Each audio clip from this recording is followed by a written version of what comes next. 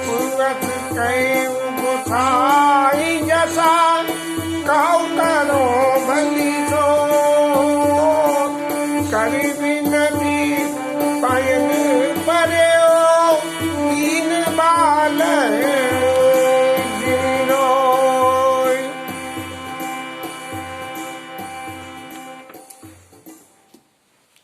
कल के कथा विश्राम को जबरदस्ती करना पड़ा। गले में खांसी इतनी आ रही थी कि बोला ही नहीं जा रहा था। आज देखो ठाकुर जी आज सुनना चाहती हैं कि नहीं, सुनना चाहें तो ठीक है, नहीं तो जैसी इच्छा होगी वैसा ही करेंगे। न पास कहे गोसाई जस, राजा ने मेरे से ऐसा कहा है और कहा ही करो बल सोई। राजा ने तो ये कहा है कि बन दिखाई सो सरनवाई आनो फेरी बेग दुबई, लेकिन मैं उनकी आज्ञा के विरुद्ध भी कहा करो बलि सोई। मैं आपकी बलिहारी हूं और मैं ये कहता हूं कि राज आज्ञा होने के बावजूद भी आप जैसा कहोगे मैं वैसा करूंगा। सुमंत जी की मानसिक अवस्था ये कह रही है कि भगवान राम के द्वारा उठाए हुए कदम में उनका समर्थन है, एक बात।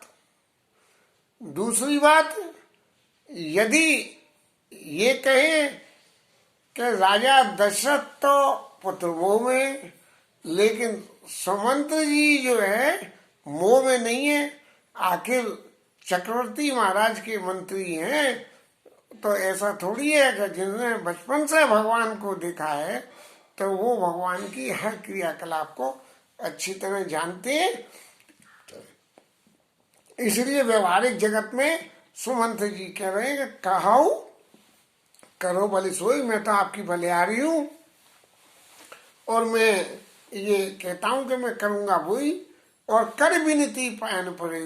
और इसके बाद उनके चरणों में पड़ के उनकी विनती करी और दीन बाल जिमी रोई, जैसा कोई बालक अपनी जिद हट रखना चाहे और फिर रोने लगे, लेकिन थोड़ी देर में बालक से बात बना दो तो बहल जाता है।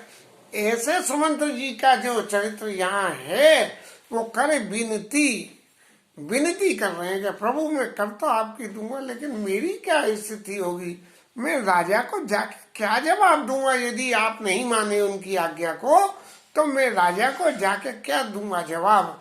और यही विचार जिस वक्त जब वो भगवान को छोड़ के वापस अयोध्या जा रहे हैं तो कर विनती पायन पर, ऐसी विनती भगवान के चरणों में करी और फिर दीन बाल जिमी रोई, जैसे बालक रोता है ऐसे भाव आवेश में आके और वो रोने लगे।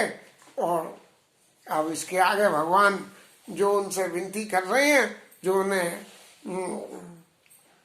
सुमंत जी आगे और जो कह रहे हैं उसकी वर्णन करते हैं। तात कृपा करी कीजिए सोई, जाते अबद अनाथ न होई। विनती शब्द में ये भी विनती करी उन्होंने कि तात कृपा कर कीजिए सोई, जाते अवध अनाथ नहीं। लेकिन आप कहोगे वो करूंगा, लेकिन जाते अवध अनाथ न होई, अवध अनाथ नहीं हो, कोई ऐसा उपाय आप कर देना। भगवान ने सुमंत जी की बात को सुनने के बाद जब अपना मत प्रकट करने की शुरुआत की तो सबसे पहले मंत्री राम उठाई प्रबोधा, तात धर्म मग तुम सब शोधा। भगवान राम ने सुमंत जी को उठाया और फिर उनका संतोष कराया। आप ऐसे विकल मत होइए वही सब काम करा जाएगा जो धर्म सम्मत हो। और आप तो तात धर्म मत तुम सब शोधा, आपने धर्म के मतों के ऊपर शोध किया है, ये पता लगाया है कि धार्मिक रास्ता कौन सा है और कौन सा नहीं है। और शिव ददीच हरि चंद नरेशा सहे धर्म हित कोटि कलेसा। राजा शिवी ने, दधीची ने और राजा हरिश्चंद्र ने, इनमें हरिश्चंद्र तो इनके ही वंश के थे, शायद राजा शिवी भी थे, दधीच ऋषि थे। तो इन्होंने धर्म को धारण करने के लिए, आपने क्योंकि धर्म को अच्छी तरह शोध किया है तो आपको ये पता तो लगी गई होगी कि इन्होंने सहे धर्म हित को करोड़ों क्लेशों को झेला इन्होंने। और रंति देव बलिभूप सुजाना धर्म धरेऊ सही संकट नान। राजा रंती देव ने, बलि ने, इन सब लोगों ने अपने धर्म को जो है पालन किया, चाहे तकलीफ नहीं। धर्म न दूसर सत्य समाना आगम निगम पुराण बखान। सत्य के समान दूसरा कोई धर्म नहीं है। पुराणों में, शास्त्रों में सबने यही कही है। अब जब इन लोगों ने इतना धर्म सहने के लिए कष्ट उठाए हैं तो क्या मेरे लिए उचित क्या होता है? मैं आपसे ये कहता हूं कि क्या मैं सोई धर्म सुलभ करी पावा। औरों को तो अपनी कही हुई बात के पालन के लिए धर्म रखना पड़ा। बलि ने कह दी कि मैं दान दूंगा, दधीच ने कह दी अपनी हड्डियां दे दूंगा, कबूतर के बराबर शरीर का मांस तोल के दे दूंगा, राजा शिवी ने कह दी। जब इन लोगों ने तो अपनी बात को कहने के लिए धर्म को रखा। और मैं सोई धर्म सुलभ कर पावा, और मुझे तो बिना कुछ करे ही मिल गया धर्म। कैसे? कि पिताजी की जो आज्ञा है वो पालना एक धर्म है, और पिताजी ने जो कह दिया उसका पालन करना एक धर्म है। और आगम सुलभ करे पावा तजे तिहुपुर अपजस छावा। और यदि मैं इस धर्म को छोड़ दूंगा तो पृथ्वी, आकाश पाताल और पृथ्वी पे तीनों जगह अपयश हो जाएगा। तो संभावित कहूं अपयश लाऊ और मरण कोटि सम दारुण दाऊ। जिस व्यक्ति से ये उम्मीद करी जाए कि ये व्यक्ति ये काम कर देगा और वो व्यक्ति उस काम को न करे, तब क्या होता है? तब उसकी अपकीर्ति होती है। यार वैसे तो बड़ा समझदार दिखता था भाई, लेकिन उसने तो बड़ा गलत काम कर दिया। तो ऐसे जो संभावित व्यक्ति हैं सब मेरे के ऊपर ये विश्वास करते हैं कि राम के बराबर नीति धर्म का पालने वाला कोई दूसरा नहीं है, और मैं फिर उस नीति धर्म को छोड़ दूं तो ये बहुत गलत हो जाएगा। और फिर अब तुम संतात बहुत काकाओ और दिए उत्तर फिर पातक लाओ। हे मंत्री जी, मैं आपसे ज्यादा तो क्या कहूँ, मतलब की बात तो मैंने कह दी, लेकिन धर्म के पालने में यदि मैं ज्यादा भी कुछ कहूँगा तो एक नया अधर्म, क्योंकि आप मेरे पिता के बराबर के हो और उनसे मैं जवाबदेही कर रहा हूँ, एक नया अधर्म और हो जाएगा। इसलिए आप क्या करिए, ये मेरा आपको एक सुझाव है। जैसे पिताजी ने आज्ञा दी, आपने मुझसे कह दी, ऐसे ही मैं अपना एक सुझाव आपको दे रहा हूँ, जो आप पिताजी से कहिए। क्या, पितु पद गई कई कोटि नति, करोड़ तरह से उनके पैरों को पकड़ के सब तरह से जो भी कुछ कर रहे हैं, और विनय करिया कर जोर, हाथ जोड़ से उनसे प्रार्थना करना, और चिंता कबान्यो बात के, तात करिया जनि मोर। जाने नहीं, बन जाने नहीं जाने के प्रसंग को तो एक तरफ रख दिया, और नया क्लू जोड़ दिया कि चिंता कवनियो बात के, तात करिए जनि मोर। क्योंकि पुत्र मोह में ही तो चिंता सता रही है कि भाई कैसे होगा सुकुमार, सुकुमार दो जनक सुता सुकुमार, रथ चढ़ाई दिख रहा बन फिर गए दिन चार। तो ये जो सुकुमारता है वो कह रहे हैं, तो कह रहे हैं कि वन में जाके मेरी किसी भी बात की आप बिल्कुल चिंता नहीं करना, ये उनको समझा के कहना। फिर मैं पुनि करी प्रमाण पितु बानी, और बेगी मैं पू तुम सम,